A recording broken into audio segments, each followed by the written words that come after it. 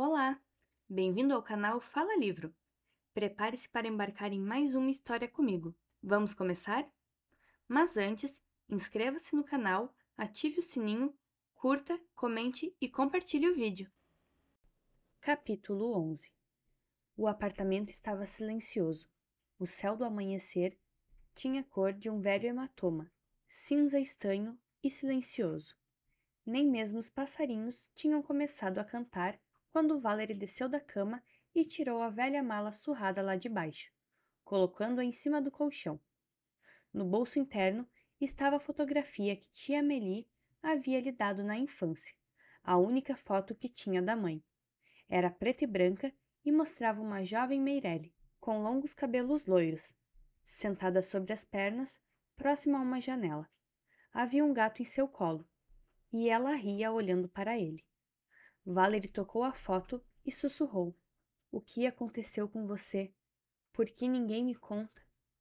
Mal parecia real que ela estivesse ali, naquele apartamento onde sua mãe tinha crescido, onde ela própria tinha passado seus primeiros anos.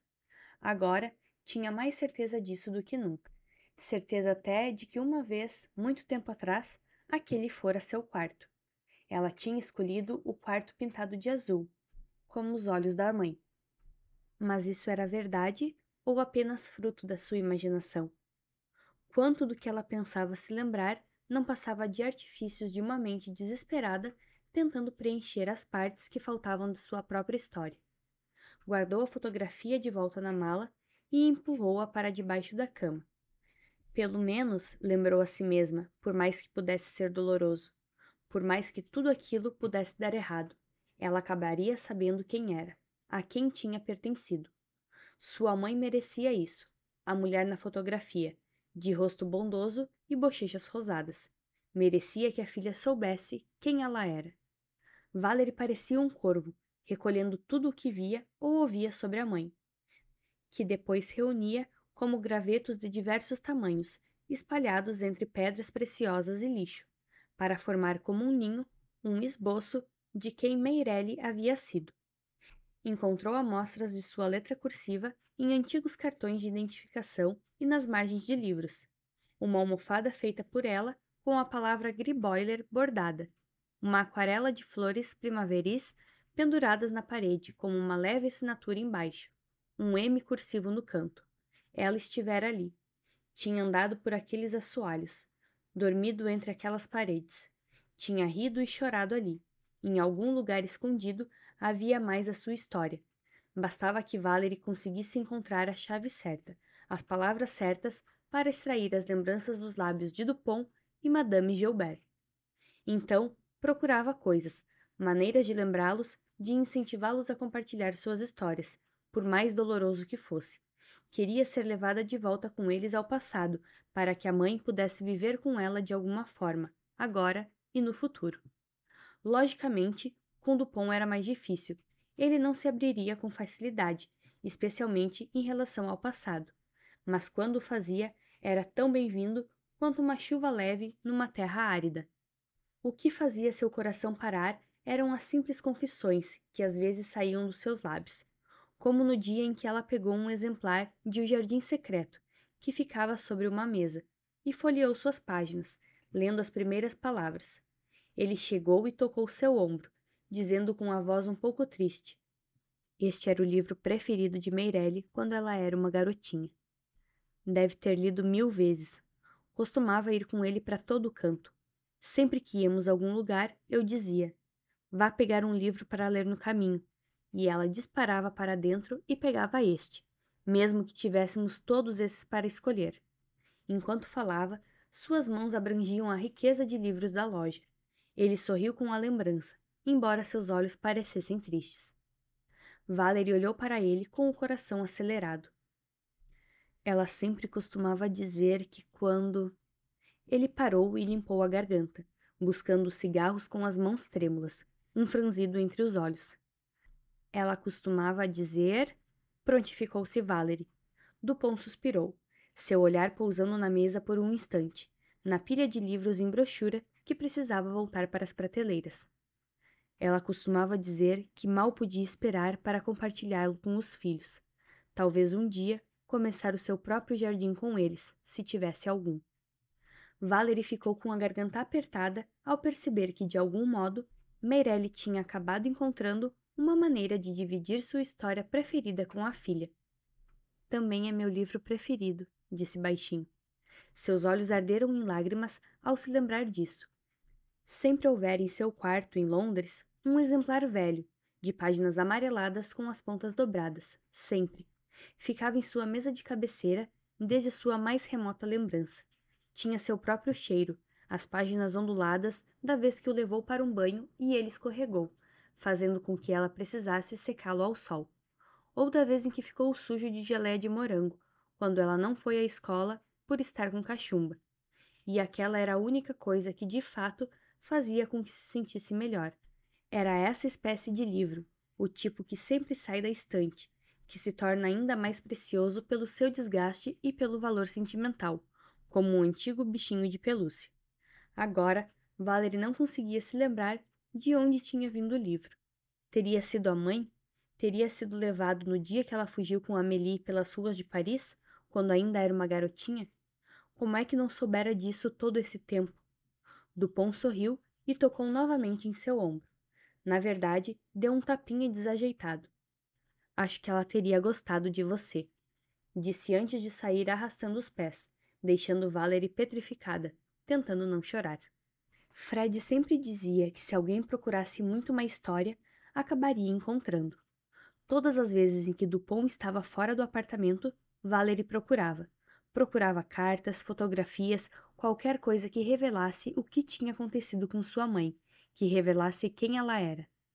Conforme o amanhecer coloriu o céu com um leve tom de violeta, ela se vestiu e desceu para começar o dia, medindo várias colheres cheias de café puro e forte para pôr na cafeteira.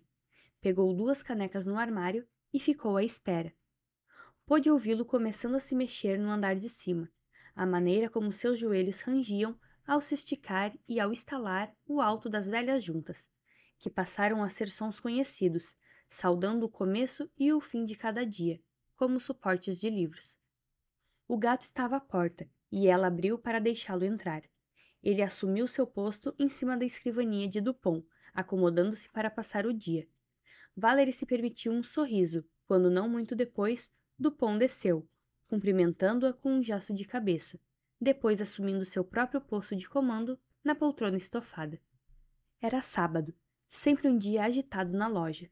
Nas poucas semanas em que Valerie estava trabalhando ali, havia corrido a notícia de que Greybuller havia uma nova vendedora, e alguns dos clientes que tinham jurado nunca mais voltar, cerrando os punhos para Dupont, começavam a se esgueirar de volta. Talvez soubessem que era menos provável que ela fizesse algum comentário sobre suas compras, exatamente como ele fazia agora a uma pobre alma que tinha ido em busca de um exemplar de O Morro dos Ventos Uivantes, de Emily Brontë. Era uma moça com longos cabelos soltos, divididos ao meio com precisão, que estava ficando vermelha com as palavras de Dupont. Mon Dieu! Poupe-me das charnecas e de Heathcliff, ele lamentou, sacudindo a cabeça e colocando o livro sobre a mesa. Por que não tenta Jane Eyre em vez deste? Se é que insiste em ler as Brontë. Ou a senhora de Wildfell Hall, muito subestimado, e, de fato, tão bom quanto. O rubor da cliente foi aumentando, e Valerie apareceu para salvar o dia. Pegou o livro e levou a moça pelo pulso até sua própria mesa para terminar a venda, lançando um comentário para Dupont. Monsieur, Heathcliff não será vetado.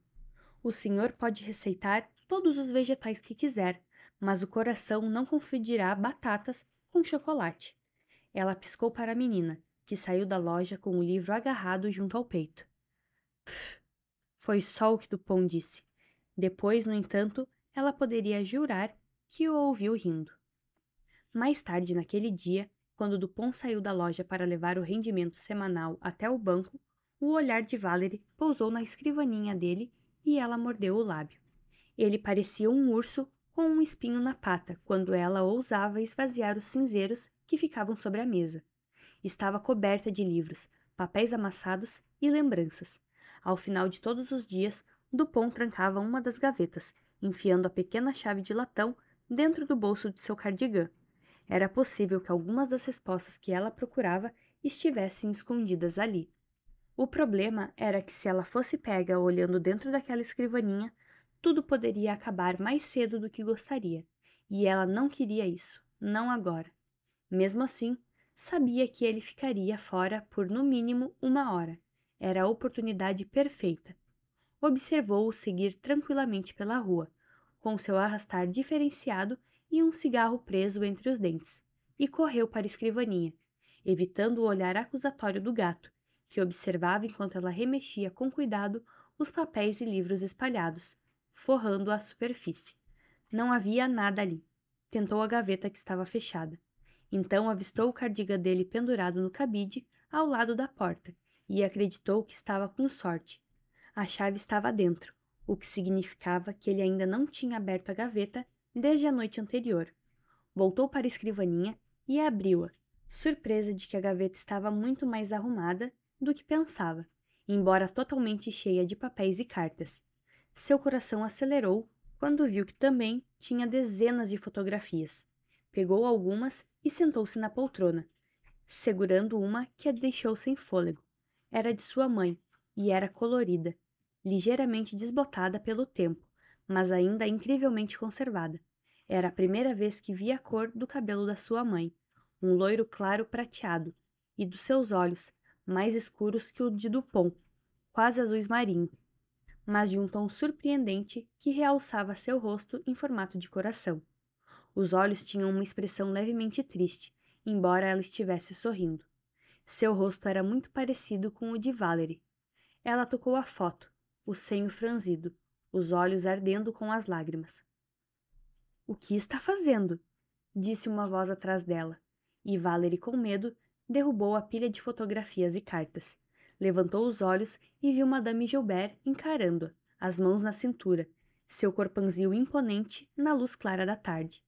Valerie engoliu em seco e curvou-se rapidamente para pegar as cartas e fotografias, enfiando-as depressa dentro da gaveta.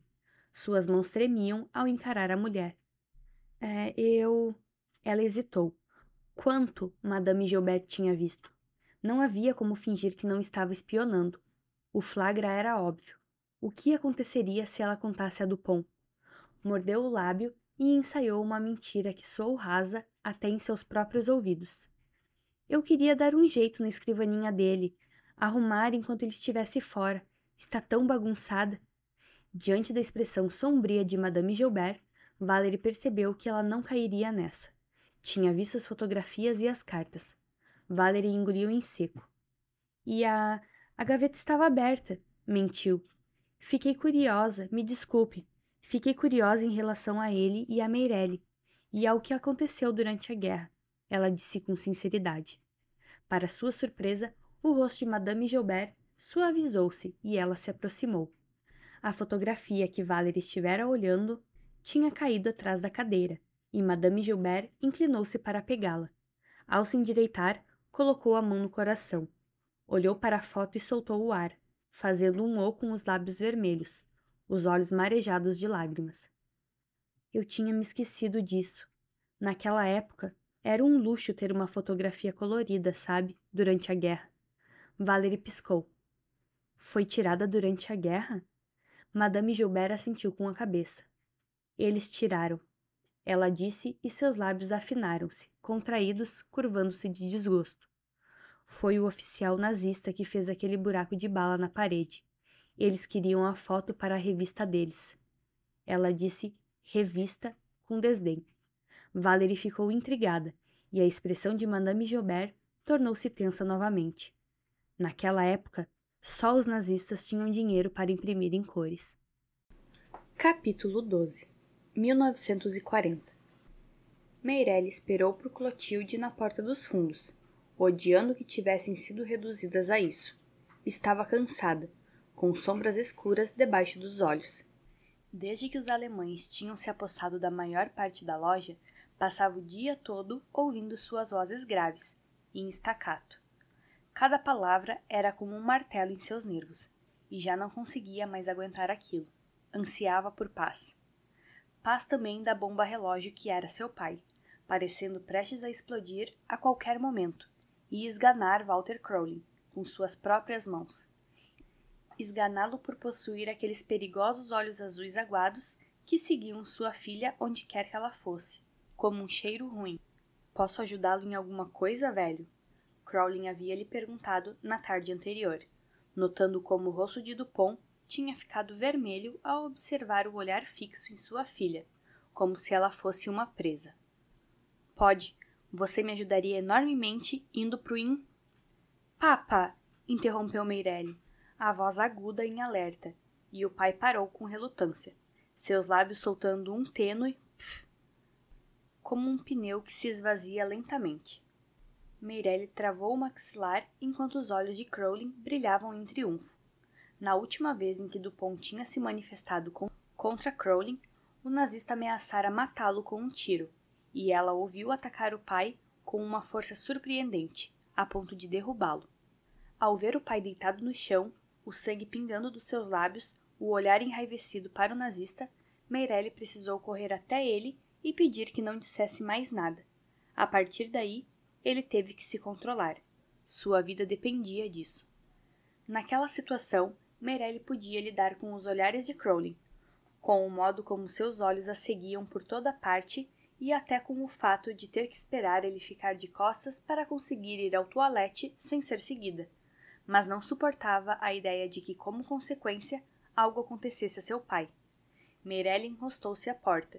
Tinha 19 anos, mas naquele momento sentia-se mais perto dos 40. Rezou, ainda que houvesse há muito tempo deixado de suplicar a ajuda aos céus, para que algo acontecesse a Walter Crowley. Uma bala, uma faca ou, no mínimo, que ele fosse mandado para outro lugar. Mas ele estava sempre ali, a qualquer hora que ela se virasse, com o seu sorriso de bigodinho e seus dentes pontudos, prontos para extrair seu sangue, como um parasita sugando a vida diretamente dela. Foi por isso que, quando Clotilde veio pela rua pisando forte, com os ombros retos, apesar da estrela que agora era forçada a pregar em suas roupas, enquanto as outras mulheres da sua idade usavam o que quisessem, e o olhar decidido, Meirelle soube que algo havia mudado. Para melhor era o que esperava. Aqui não, Clotilde sussurrou. Vamos para o parque. Ela concordou. Andaram rapidamente ao longo do Sena, até entrarem no parque. Estava frio e havia cheiro de chuva e de algo mais no ar, como uma possibilidade. Quando olhou para Clotilde, viu que pela primeira vez em semanas, seu cabelo ruivo parecia ter voltado a brilhar e balançar, e ela tornara a usar seu batom costumeiro. Ao adentrarem fundo no parque, o som das folhas estalando sob seus pés, ela descobriu o motivo.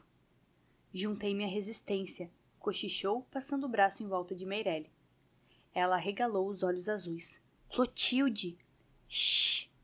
Clotilde, jura? Meirelle ficou sem fôlego, em parte por nervosismo, em parte por excitação. Pela primeira vez em dias, sentiu que alguma coisa mudava dentro dela, como um facho de luz incendindo num quarto escuro. Juro, somos um grupo pequeno, estamos pintando avisos, mensagens. Seus lábios esboçavam uma expressão quase divertida. Avisos e mensagens? De que tipo? Que Paris jamais será deles, que estamos aqui, e estamos ficando mais fortes a cada dia. Mas o que isso faz para... Como é que isso ajuda? Perguntou Meirelle. Ajuda a mostrar ao povo de Paris que eles não estão sós. Mostra aos alemães que eles não conquistaram todos nós, não ainda. Fazia algum tempo que elas estavam andando quando Clotilde apontou um grande muro grafitado, de onde escorria tinta preta. Dizia, resista. Meirelle virou-se para a amiga com os olhos brilhando. Ao deixarem o parque, ela já estava decidida a se juntar. O problema foi que, mais tarde naquela noite, ela pensou o que realmente significaria se juntar. Para ela, para eles, acima de tudo, para o seu pai. Valeria a pena arriscar sua vida por alguns avisos grafitados? Mesmo que isso significasse deixar seu pai sozinho com os nazistas, especialmente com Walter Crowley. Estremeceu com essa ideia. Caso ela sumisse, quanto tempo demoraria para que ele fosse morto? Do jeito que as coisas iam, ele estava por um fio. Tinha ficado claro que a maneira mais segura de impedi-lo de ir preso era mantê-lo o máximo de tempo possível longe da livraria, e mesmo isso era como tentar controlar a maré. Não havia nada que eles pudessem fazer. Mesmo que agora quisessem fechar a loja, não poderiam. Precisavam do dinheiro, e além disso, não tinham para onde ir. E a ideia de deixar o apartamento para os nazistas, para Walter Crowley em particular, era nauseante. Apesar dos riscos, apesar do fato de não fazer sentido arriscar tanto por tão pouco, no fim o que a fez decidir se juntar foi a maneira como se sentiu aquele dia no parque. Seus olhos brilhando, a leve brisa de verão agitando seu cabelo, aquela sensação de que finalmente ali estava algo que fazia a vida voltar a valer a pena. Saiu com Clotilde no meio da noite, vestida de preto, e junto com algumas antigas colegas de escola, pintou avisos de resistência nos muros da cidade. Voltou para casa antes do amanhecer, com o coração disparado, mas a alma lavada. De certo modo, isso tornou mais suportável ter que lidar com Walter Crowley. Mas quando descobriu tinta preta debaixo dos dedos, apesar do esforço para limpá-los, apertou-os juntos, como um distintivo de honra secreto. Só tome cuidado, cochichou seu pai na segunda noite, quando ela entrou furtivamente ao amanhecer. Seu coração se encolheu de medo ao ver a cabeça grisalha aparecer na escada. Clotilde, bom, ela nunca conseguiu fazer nada pela metade, você sabe disso. Vai dar certo, papa. Ela não fará nada que nos coloque em risco. Era verdade. Tratava-se de uma operação bem engrenada. Clotilde conhecia o cronograma de todos os militares alemães estacionados em seu bairro. Sabia quando eles faziam uma pausa, onde gostavam de se esconder à espreita. Ela era como um gato, rondando a cidade tarde da noite. Meirelle não perguntou como o pai soubera onde elas haviam estado. Sabia que ele tinha seus próprios espiões. Ele, então, olhou para ela, sacudindo a cabeça. Não gosto disso. Soube que eles começaram a punir os que encontram. Algumas mensagens pintadas vale a sua vida? Ela sentiu seu corpo gelar com essas palavras. Ele suspirou. Estou fazendo tudo o que posso. Sua voz falhou levemente, dilacerando o coração da filha. Para aguentá-los aqui durante todo o dia.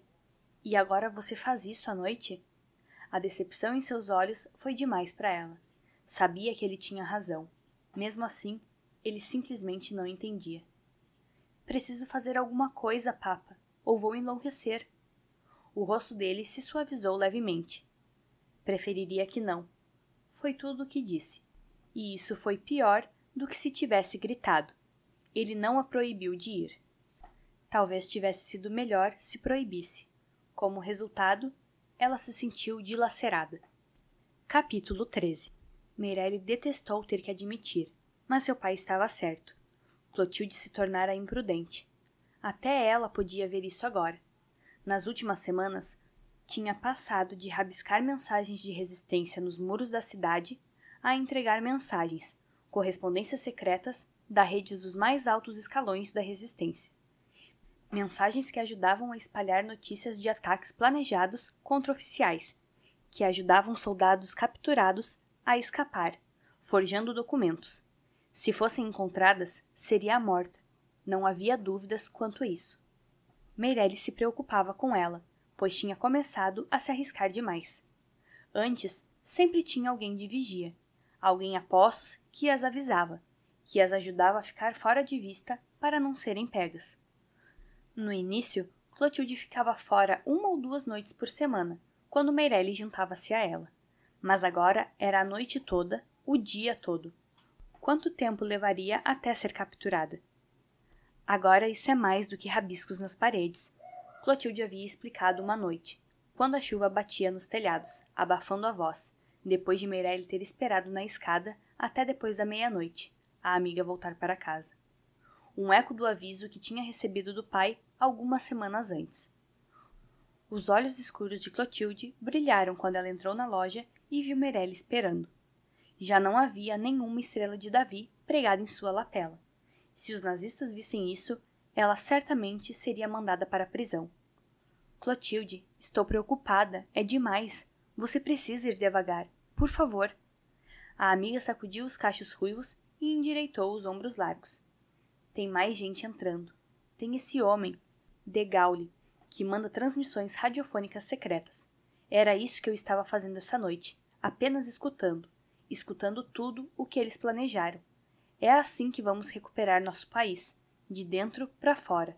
Estamos muito perto agora, Meirelle. Vamos nos livrar deles se trabalharmos em conjunto. Mas primeiro precisamos combater esse medo que eles nos passam.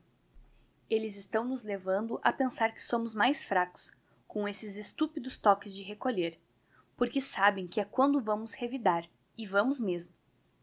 Ela disse, batendo seu grande punho na palma da mão. Você vai ver, confia em mim. Meirelle concordou. Era o que queria acima de tudo. Todos os dias, os nazistas levavam um pouco da dignidade de todos, impondo toques de recolher, racionamentos e regras. Regras que agora significavam que sua melhor amiga já não era aceitável, era impensável. Clotilde era a pessoa mais corajosa que ela conhecia. Meirelle acordou cansada na manhã seguinte, com o estômago roncando de fome. Era uma situação nova. O racionamento que os nazistas haviam impostos a eles fazia com que em alguns dias não houvesse o suficiente para suprir a ela, seu pai e Clotilde, que como judia recebia ainda menos. Juntamente com o estresse de ter nazistas constantemente dentro da loja, sua fome levava-a agora a sempre estar estressada, no limite, e isso transparecia. O médico do exército, Matthaus Fredericks, voltou ao Greenboiler 6 semanas após ter encomendado seu dicionário médico. Com o passar do tempo, percebeu que o livro que havia pedido já não era tão necessário. Nos últimos meses, se viu obrigado a aprender rapidamente os termos médicos em francês. Afinal de contas, a dor falava apenas uma língua. Mesmo assim, quando a jovem Mademoiselle Meirelle, da livraria, telefonou para lhe dizer que o livro tinha chegado, decidiu ir buscá-lo, em grande parte para rever seu rosto. Não havia muito a animar seus dias no hospital, e estava mais ansioso para ver a linda e jovem livreira do que gostaria de admitir. Ao entrar, seus olhos deram com ela sentada atrás de uma grande escrivaninha, lidando com uma papelada. Limpou a garganta para chamar sua atenção. Ela ergueu os olhos com um ar cansado, e ele ficou chocado ao ver a mudança que sofrera desde que se viram pela primeira vez. Seus grandes olhos azuis tinham perdido a vivacidade, e o brilho prateado já não era tão evidente em seu cabelo loiro, cortado na altura dos ombros. Sua pele estava quase cinza. Continuava linda, mas tinha uma aparência ligeiramente desbotada, como uma pintura em aquarela. « Ah, Herr Doktor! » disse ela, levantando-se para buscar o dicionário que havia colocado em uma prateleira próxima, juntamente com as outras encomendas. Ele era memorável, com seus olhos verdes vivos, seu cabelo loiro escuro e seu porte grande e musculoso. Ele olhou para ela. Parecia mais magra. « Você está bem, mademoiselle? Parece um pouco pálida. Triste. » Ela endireitou o corpo e sua boca abriu-se ligeiramente, como se não acreditasse no que estava ouvindo. Seus olhos azuis foram tomados de um furor súbito. Aproximou-se com raiva, a mão fechada em punho. « Triste? Você realmente está me perguntando por que eu pareço triste? » O olhar dela passou dele para o outro lado da loja, onde o bando de soldados nazistas se entretinha com a prensa num canto. Ele inspirou entre dentes. Ela havia falado baixo. Apenas ele pôde escutar, mas sua resposta tinha sido gélida. Na mesma hora, ela se arrependeu da pergunta. Meirelle bufou. Às vezes vocês, alemães, perguntam um pouco demais. Já não basta estarem aqui? Com certeza sabem que é impossível estarmos felizes com isso. Ela fez um pequeno show de deboche, depois continuou procurando se recompor. O fato de eu ser educada basta? É tudo o que tenho, e isso também já está se esgotando agora. Pouca comida tende a surtir esse efeito. Ela jogou o livro para ele e forçou um sorriso falso. Tenha um bom dia, disse dispensando. Ele não fez menção de ir embora. Pegando sua carteira, disse. Ainda não paguei. Um músculo contraiu-se no maxilar de Meirelle. E ela disse, esqueça. Eu insisto, ele respondeu, pondo o dinheiro na mesa. Mesmo assim, não foi embora. Meirelle rangeu os dentes e ele ficou olhando fixamente para ela, observando-a com algo mais do que certa preocupação. Posso ser útil em mais alguma coisa? Ela perguntou, mal conseguindo se controlar. Apesar de todos os sermões que fazia para seu querido pai, a verdade é que tinha herdado ao menos um pouco do seu temperamento. Você tem comida suficiente? Ele perguntou. São comuns as deficiências de ferro nas mulheres, principalmente quando existe racionamento de comida. Escolha bem e certifique-se de comer vegetais verdes, carne e de descansar suficiente. Ela arregalou os olhos. Descansar? Como é que eu posso descansar, monsieur, quando seus homens estão sempre aqui? Sempre! Como se a cena tivesse sido ensaiada, e talvez para defender o que considerava seu território, Walter Crowley entrou na loja, que estivera relativamente em paz naquela manhã, com um militar fora do caminho. Viu Meirelle, o médico, e o cumprimentou com uma saudação. Herr Stabsarts Fredericks, embora seus olhos claros e aguados parecessem transparecer certa suspeita. Olá, Crowley. Mademoiselle? Crowley disse embolado, virando-se para ela e revelando seus dentes pontudos num sorriso que lembrava um rato e que sempre gelava o coração de Meirelle. Temos que rever nossa nova encomenda. Tem alguns livros nela que agora foram banidos. Ele dirigiu ao médico um sorriso contido. Eu não gostaria que a jovem senhorita e seu pai tivessem qualquer problema, explicou a Fredericks, que para seu evidente desgosto ainda não tinha ido embora. Então você instalou a prensa aqui, disse Fredericks, virando para Crowley com a sobrancelha levantada. Crowley confirmou em silêncio. Achei que tivesse decidido que este lugar era pequeno demais. Para nós, funciona muito bem, disse Crowley fechando a cara. Além disso, o local é perfeito para a distribuição dos nossos panfletos. Como um oficial médico veterano, Fredericks tinha o direito de interrogar e sugerir melhorias, particularmente se fosse algo que impactasse a saúde e segurança do exército, e sugestões desse teor não podiam ser ignoradas, sobretudo sendo do interesse de Reich. Fredericks olhou os homens amontoados na outra metade da loja, compartilhando uma grande mesa coberta com pilhas de revistas e jornais. A pequena prensa ocupava a maior parte do espaço, juntamente com máquinas de escrever e todo o resto. Parecia entulhado e barulhento. Está provocando certo estresse na família. Eu recomendaria que fossem consideradas outras instalações. Parece entulhado, ineficiente. Os olhos de Crowley faiscaram diante aquela afronta, mas ele se conteve. Talvez então possamos conseguir mais espaço assumindo toda a loja. Pensamos que seria uma gentileza deixar o negócio com a família. Com certeza nenhum outro negócio poderia ser mais estressante. O rosto de Fredericks ficou impassível. Vocês poderiam fazer isso, mas mesmo assim o espaço seria pequeno demais, e é uma livraria muito boa, no centro de Paris, que atende a uma porção de gente. Eu não gostaria de preencher um relatório sobre o fato dessa atividade parecer menos do que eficiente, até mesmo aleatória. Talvez essa palavra tenha sido o fator decisivo.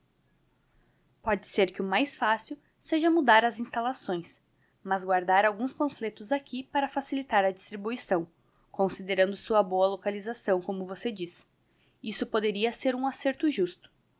Crowley parecia estar lutando contra sentimentos homicidas, mas se limitou a inclinar a cabeça. A palavra aleatória, em relação ao seu trabalho, teria sido fatal, e ele sabia disso. Faremos como o senhor sugere, mas como gerente da livraria, indicado por Herr Broslin, Broslin era capitão de um grupo e superior a Fredericks. Farei questão de realizar visitas regulares, garantiu a Meirelle, os olhos escuros culpando-a por isso. Sua expressão deixou claro que ele sentia que ela havia dito algo sobre a situação ao médico, ou ele jamais teria interferido. Particularmente porque parece que foram encomendados alguns livros que não são permitidos. Fredericks concordou. Isso parece razoável. Ele olhou para Meirelle, que o encarou de volta, surpresa. Será que aquele homem que ela tinha acabado de insultar conseguira de algum modo realizar seu sonho de passar menos tempo com os nazistas e suas revistas, principalmente com Walter Crowley? Ela não era boba de agradecer, mas foi dele o primeiro sorriso sincero que dirigiu a alguém depois de um bom tempo, especialmente quando Crowley começou a gritar ordens para seus comandados levarem as coisas para o quartel-general alemão, a quase 10 quilômetros de distância. Capítulo 14. Depois de ter ido buscar o dicionário, Matthaus Fredericks aparecia na Greyboiler toda semana. Sempre comprava um livro, mas ela sabia, da mesma forma que todas as mulheres parecem saber essas coisas, que na verdade ele ia vê-la. Dava uma conferida nela como se fosse uma de suas pacientes. Eventualmente, levava frutas e vegetais extras, e às vezes até carne. Quando Meirelle fez menção de recusar os presentes, ele lhe disse que eram excedentes do hospital. Eles fornecem a mais para nós. A comida é quantificada para um lugar com 200 leitos. Na maioria dos dias, não preenchemos esse número, então temos comidas em excesso, e acabaria no lixo. Achei que talvez você pudesse usá-las em vez de jogarmos fora, mas se preferir, posso... Não, tudo bem, a gente aceita, obrigada. Meirelle era orgulhosa, e em grande parte queria recusar os presentes do médico. Mas a verdade era que Clotilde podia contar cada uma de suas costelas, e ela mesma passara a usar vestidos um número menor, apesar do fato de ter sido esbelta desde sempre. Elas poderiam aproveitar a comida, não importando de onde vinha. Nas semanas que se seguiram, Matthaus ficou feliz ao ver a cor voltar no rosto da moça, e o cansaço diminuir ao redor dos seus olhos, agora que ela recebia nutrientes melhores e já não estava sob o constante olhar vigiante de Walter Crowley. Apesar da interferência de Matthaus, no entanto, Crowley não deixara de comparecer várias vezes por semana. Mas agora, que já não ficava instalado na livraria o dia todo, Meirelle sentiu pela primeira vez em meses que podia realmente respirar. Seu pai também conseguiu retomar o trabalho, uma vez que havia menos chances de perder a paciência e acabar preso, agora que a prensa já não estava mais instalada em sua pequena loja. No entanto, dias depois, tudo mudou. Matthaus chegou à loja na mesma hora que Walter Crowley, que foi logo dizendo: "Vejo que voltou mais uma vez, Herr Stabsarts. Estou surpreso que prefira esta livraria, uma vez que existe uma muito mais próxima do hospital." O médico conseguiu dar um sorriso educado e disse: "Existe, mas infelizmente não é tão boa, nem tão bem abastecida." Outro oficial nazista olhou do médico para Meirelle, que estava ocupada acrescentando um novo estoque às prateleiras, e ergueu uma sobrancelha. "Talvez seja algo mais que atrai o doutor aqui." Um dos homens de Crowley riu e brincou: "Talvez seja o bistrô que funciona como bordel virando a esquina." O médico se virou para o olhar do homem, que pareceu lembrar-se rapidamente da boa educação. "Peço desculpas, capitão." "Ótimo." Quando Crowley e seus homens saíram, Meirelle perguntou ao médico: "Por que eles te chamaram de capitão?" Estava curiosa, só isso. Curiosa em relação ao homem que Crowley parecia ao mesmo tempo odiar e respeitar, e curiosa porque, de certo modo, sua vida tinha melhorado devido àquilo, apesar de não querer se sentir agradecida demais pela presença de um oficial nazista em sua vida. Não sabia ao certo se ele esperava algo em troca da sua gentileza, e não queria se ver escapando por pouco da chama para acabar caindo em um incêndio. "Porque, embora eu seja médico, também sou capitão." Ela acenou com a cabeça. Não se sentiu nem um pouco melhor por seu novo amigo ser um nazista de alta patente. Não se sentiu melhor sob nenhum aspecto. O outro problema em ter Matthaus Fredericks frequentando a loja com tal assiduidade era que Crowley o havia notado. Talvez o rapaz tenha visto isso como um desafio. O resultado infeliz foi que o alívio temporário de sua constante presença, tão desfrutado por ela, teve um fim, e ele começou a comparecer com mais frequência, às vezes 2 vezes por dia. Mesmo depois que a loja estava oficialmente fechada, ela o via ali, esperando junto à porta. O novo arranjo foi particularmente perigoso para Clotilde. Embora ela tomasse cuidado para se disfarçar sempre que assumia uma missão, ver Walter Crowley perto do apartamento e saber que agora ele observava a loja em horários estranhos significava que ela precisava ser ainda mais cuidadosa. Só diminua um pouco, por enquanto, avisou Meirelle. O risco é grande demais. Clotilde ficou zangada. É isso que eles querem, que a gente se sinta vencida, que a gente acha que não tem escolha a não ser parar de lutar, desistir. Não vou deixar que vençam. Meirelle sacudiu a cabeça. Estava cansada. Cansada de todos os jogos, da política, dos esquemas. Eles já não venceram? Clotilde sacudiu a cabeça. Não, ainda não. Ela convencera Meirelle a usar a livraria como um dos pontos de repasse das correspondências secretas da resistência. Era fácil enfiar um recado em um livro e entregá-lo para um dos membros, que era sempre uma mulher de cachecol vermelho. Ela enfiava o recado no bolso e o passava para Clotilde à noite. Meirelle havia feito algumas trocas nas últimas semanas. Em todas as vezes, ficava emocionada por saber que fazia isso debaixo do nariz de Walter Crowley e até de Matthews Fredericks. Mas agora, Crowley criara o hábito de aparecer em horários estranhos, quando ela menos esperava. Aquilo deixara de ser seguro. Não podemos continuar, Clotilde. Não aqui. Você viu como ele observa a gente. Vai descobrir. Clotilde concordou, e Meirelle soltou um suspiro de alívio, embora essa sensação não fosse durar. Sua amiga endireitou os ombros. Só preciso achar outro lugar para as trocas. Não posso parar. Não agora. Gostaria que parasse. Está ficando cada vez mais perigoso, principalmente para você. Meirelle se referia à crescente hostilidade que os alemães mostravam para com os judeus. É por isso que preciso continuar lutando, percebe? Era quase hora do toque de recolher quando Walter Crowley apareceu na livraria uma semana depois, em meados do outono, bêbado. Entrou na loja com a chave que tinha mandado fazer, enquanto Meirelle estava ocupada limpando. Ela estava sozinha e engoliu em seco ao vê-lo ali. Ele lhe deu um sorriso malicioso ao entrar cambaleante, soltando um assobio de gelar os ossos, claramente feliz por vê-la só. Estava pensando se algum dia a encontraria só, Fraulein. Disse seus lábios trêmulos sob o bigode reto, os dentes afiados como agulhas, reluzindo saliva em um sorriso perturbador. O coração de Meirelle começou a bater forte. Olhou de relance para a escada, por onde seu pai havia subido. Sinto muito, Herr Lieutenant Crowley, que a loja agora esteja fechada. Eu estava encerrando o expediente antes de ir para a cama. O sorriso de Crowley aumentou.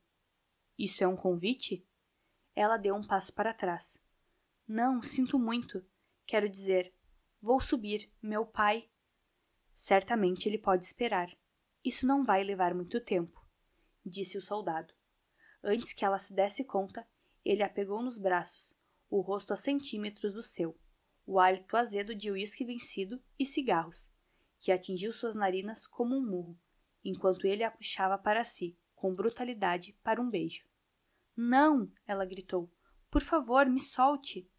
Ele riu e a apertou ainda mais, esmagando-a, sufocando-a. A ideia era mostrar apenas uma coisa, o quanto era mais forte do que ela. Você me provocou por tempo demais, me jogando contra seu médico.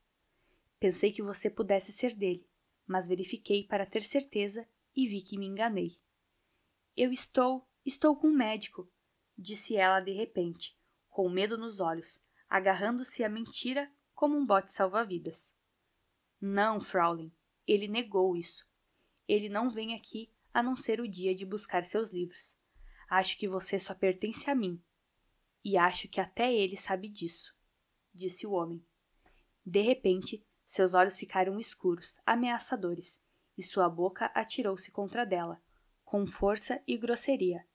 Ela lutou, sentindo como se fosse engasgar, quando a língua dele entrou em sua boca, quente e rançosa, com gosto de álcool e algo mais que era todo dele, oleoso e hediondo.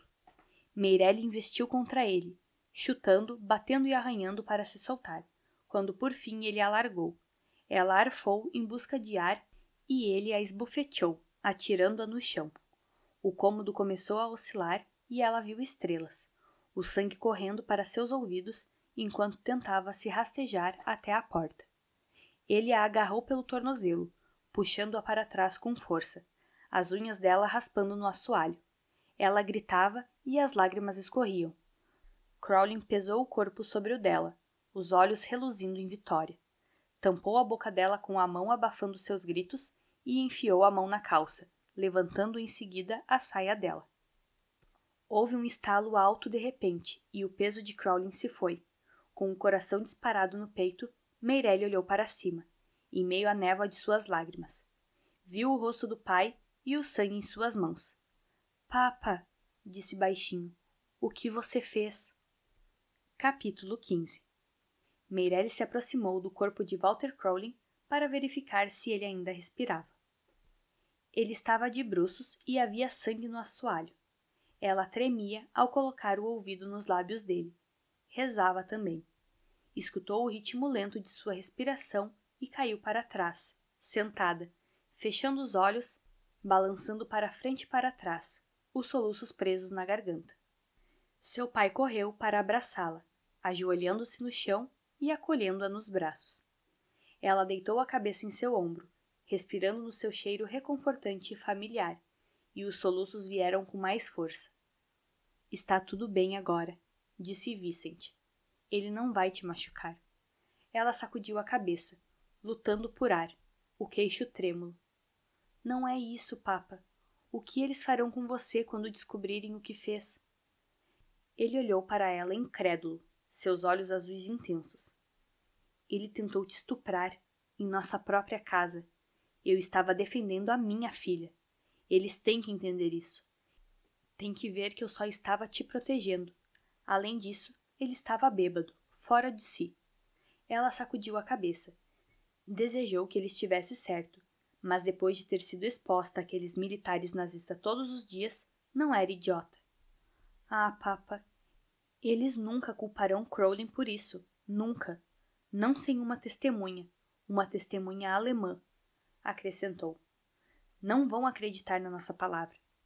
Foi então que ele olhou para ela e, pela primeira vez, percebeu a rapidez com que ela tivera que amadurecer, e como esse fato era realmente trágico e aterrorizante.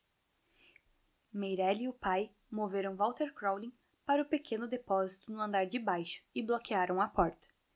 Vincent insistiu que quando o soldado acordasse e ele tivesse que enfrentar um interrogatório, diria a verdade, embora talvez até ele soubesse que sua chance de escapar do pelotão de fuzilamento era mínima. Foi por esse motivo que decidiu arquitetar um plano. Pela manhã, pagou a um menino para levar uma mensagem ao médico Matthäus Fredericks, pedindo que viesse rápido. Quando Matthäus chegou, Vicente levou o dedo aos lábios e o guiou ao depósito, onde Walter Crowley, esparramado no chão, dormia profundamente. Um grande hematoma arroxeado cobrindo seu olho. Sua boca estava aberta e ele roncava, exalando um fedor forte e repugnante de álcool vencido. Matthäus se inclinou para examiná-lo, torcendo o nariz devido ao mau cheiro. Parece que ele foi nocauteado. Dupont confirmou. É porque ele foi. Por mim. Matthäus ergueu a sobrancelha e Dupont disse. Fiz isso quando o encontrei tentando pegar minha filha à força. Os olhos do médico faiscaram de raiva. Ele se levantou de repente, fazendo um sinal para que Dupont o seguisse. Ele tentou estuprar Meirelle? Dupont voltou a confirmar. Tentou, ontem à noite. Não conseguiu? Dupont fechou os olhos. Não gostava de admitir como tinha chegado perto.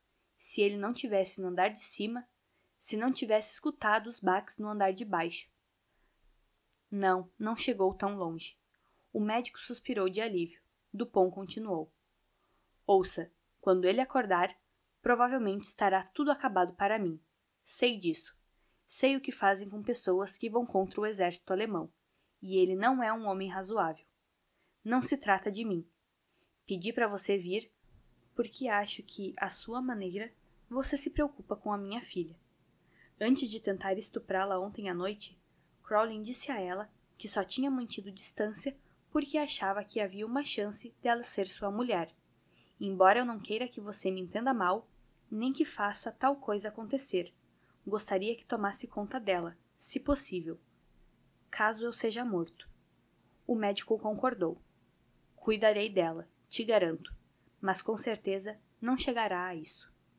Matthäus acordou Walter Crowley com um balde de água gelada. Crowley despertou assustado, resmungando e balançando ao tentar se levantar. Então se sentou. Suas mãos foram até a cabeça manchada de sangue, e ele foi ficando zangado à medida que os acontecimentos da noite voltavam rapidamente à sua memória. Eu vou matar aquele velho com minhas próprias mãos. Devia ter feito isso no primeiro dia aqui. Seus punhos fecharam-se ao lado e ele cambaleou para a frente, gritando e ameaçando. Matthäus colocou uma mão pesada em seu ombro. O médico era um sujeito grande e imponente, e Crowley parou ao fitar seu rosto gélido. Acho que vai ser difícil você fazer isso enquanto eu estiver aqui. Não depois do que você fez. O que eu fiz? Walter Crowley pareceu não ter noção. Depois seus olhos escureceram e ele escarneceu. Ah, a vaca. Imagino que ela tenha lhe dito alguma mentira. Você acreditou nela? Acreditei. Bom, então você é um idiota.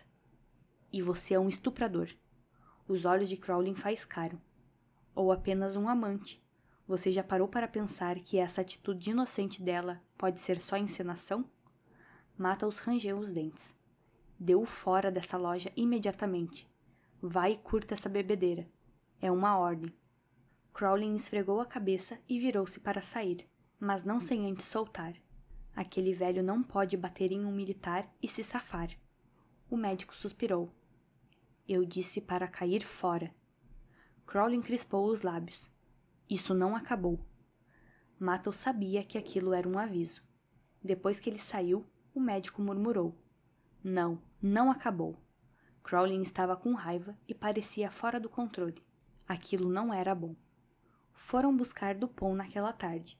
Os homens de Crowley levaram o pai algemado e espancado, enquanto Meirelle gritava e chorava. Por enquanto, ele apenas iria preso. Ao que parecia, Matthäus havia conseguido convencê-los de que a melhor opção seria o encarceramento. Para um pai que achava que a filha estava sendo estuprada e agir em sua defesa. Meirelle o seguiu até a cadeia, pedindo, implorando, mas seus apelos não foram ouvidos. Quando voltou ao apartamento, temeu que houvesse mais alguém lá dentro. Entrou com o coração na boca e encontrou uma mala de homem, além de uma caixa de pertences ao lado da escada. Pegou uma pequena imagem da Virgem Maria, que ainda estava sobre a prateleira, e subiu. Se Crowley estivesse lá, ela lutaria. Resistência ou morte era sua decisão. Não deixaria que ele terminasse o que havia começado na noite anterior. Ao entrar no apartamento, arregalou os olhos ao ver o médico sentado no sofá, à sua espera. — O que está fazendo aqui? Perguntou chocada. Ele mordeu o lábio inferior por um momento, como se não soubesse por onde começar. — Estou me mudando para cá. Ela perdeu o fôlego. — Você está o quê? Ele se levantou e ela sentiu os joelhos bambos. Seria possível que aquilo estivesse acontecendo de novo? Ele era muito alto e grande. Tinha parecido gentil de certa maneira, apesar do tamanho, mas talvez não fosse. Será que todos os homens dali eram loucos, selvagens? Ele ergueu as mãos ao vê-la apertar a imagem, como se estivesse pronta para usá-la como uma arma. Só estou aqui para te proteger. Desconcertada, ela baixou a arma ligeiramente. Me proteger? É, seu pai... Não preciso da proteção do meu pai. Ele deu um breve sorriso, revelando dentes muito regulares. Claro que não. O que estou dizendo é que seu pai conversou comigo. Ele falou com você? Ele me contou o que aconteceu ontem à noite. Estava preocupado que, se fosse levado, a coisa se repetiria. Ele olhou para o lado sem encará-la. Ele me contou o que Crowley disse, o que tentou fazer, e como isso poderia ter sido impedido. Crowley tinha se mantido à distância no início por pensar que você pudesse ser minha. Meirelle mordeu o lábio. Não quero ser sua mulher, disse usando inconscientemente as palavras com que Crowley a tinha provocado. Sentiu seu estômago revirar e lágrimas caíram. Era demais, depois de tudo o que havia acontecido. Ele deu um passo para trás. Eu não pediria. Não estou pedindo agora. Não forçarei. Ele parou Engoliu em seco e tentou em vão se explicar. Como eu disse, estou aqui pela sua proteção. Posso usar o quarto no final do apartamento. Meirelle olhou para ele. Era uma pergunta, não uma ordem. Por fim, suas palavras pareceram fazer sentido. Ele queria ficar para protegê-la de Crowley. Claro que com seu pai fora, havia grandes chances dele voltar para terminar o que tinha começado. Seus joelhos ficaram bambos. Sentiu o ar saindo do peito numa súbita gratidão. Era o menor quarto e só tinha um guarda-roupas de criança. Pode, ela disse. Eu... Limpou a garganta. Obrigada. Me desculpe pelo que disse. Ele ergueu a mão, dispensando suas palavras, e acenou com a cabeça. Boa noite, então. Por favor, chame se precisar de mim. E ela o viu sair, sem saber o que dizer, odiando que ele estivesse ali, odiando o quanto se sentia grata por isso, e odiando mais do que tudo o fato de, por causa de pessoas como ele, ela estar naquela situação, para começo de conversa. Obrigada por ouvir com a gente. Se você gostou desse capítulo, deixe seu like, inscreva-se no canal e ative o sininho para não perder os próximos episódios. Até a próxima!